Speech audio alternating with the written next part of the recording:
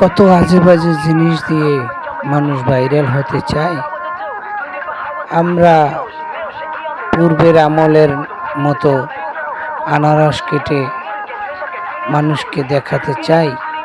এই আধুনিক যুগে স্বাভাবিকভাবে গ্রামের রমণীরা কেমনে কাটে আনারস, তাই আনারসের ট্রেন্ড করিয়া চাইরা দিলাম ভাই, আনারসের ট্রেন্ড যেন ভাইরাল হইয়া যায়।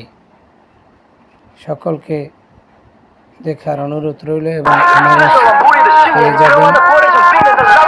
শেষ পর্যন্ত দেখেন কীভাবে কাটতে পারে এবং কি হয় দেখুন।